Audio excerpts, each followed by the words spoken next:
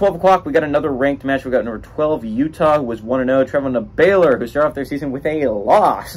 0-1. Utah favored by 8 points on ESPN, and Baylor could be, there's, what, 1, 2, 3, 4 other Power 5 teams playing at 12 o'clock that could be knocked out of playoff contention. Now, to be fair, the first Power 5 team that could be knocked out of playoff contention could be Indiana. It's unlikely on Friday night against Indiana State, but Baylor is one of those teams, first teams that Power 5 teams that could be knocked out of playoff contention. They are 0-1. If they lose one more, which is to number 12 Utah they're playing, it's possible they're knocked out.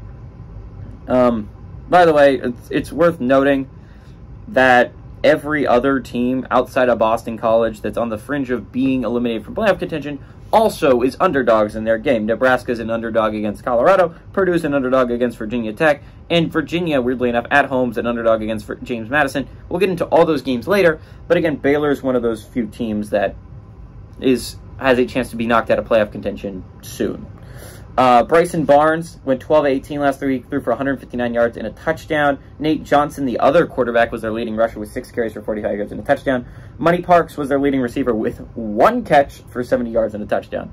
Blake Shapen for Baylor, which really hurts. He went 21-31, threw for 303 yards and 2 touchdowns. Not an awful day from Shapen, but here's the bad news if you're Baylor. He's hurt, so you're rocking with your backup. Dominic Richardson on the ground actually had a decent game, 16 carries for 79 yards. Drake Dabney had 6 catches for 101 yards and 2 touchdowns. This is actually not a super bad offense. Baylor's offense actually performed pretty well against Texas State. Their defense played just abysmally poorly. And I mean, if you want to get your season back on track, Baylor, this is a chance to pull off a massive upset against Utah. Utah beat Florida last week without Cam Rising. I don't know if Cam Rising is going to be back this week. And honestly, if you're Baylor, you have a chance to pull off the upset if he's not. As well as Bryson Barnes did play, there's definitely some weaknesses in his game that Florida should have been able to take advantage of. Florida also shut down the run game. The only runs, again, that were significant at all were from the quarterback, Nate Johnson, when he would come in for strictly run plays, which is how he got 6 carries for 45 yards and a touchdown. I mean, they weren't able to get anything going up the middle. If you're Utah, you would like to change that, but no inside runs were working at all against Florida. Their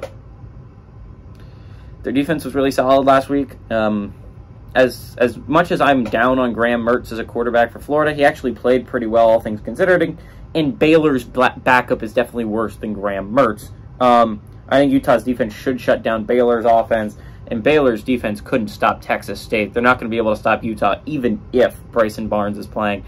If you're a Utah fan, the only thing you should be really looking forward to in this game is seeing if they fix the interior run issue, because that will be a problem when you get to better Pac-12 teams that you're playing, like Washington and USC and Oregon. It's going to be a problem if you cannot run the football inside. That's going to put a lot of pressure on Cam Rising to throw the football, and that's going to lead to some mistakes. You're going to need to fix that interior run issue quickly, and this is a chance to do it. Give me Utah to win and cover on the road.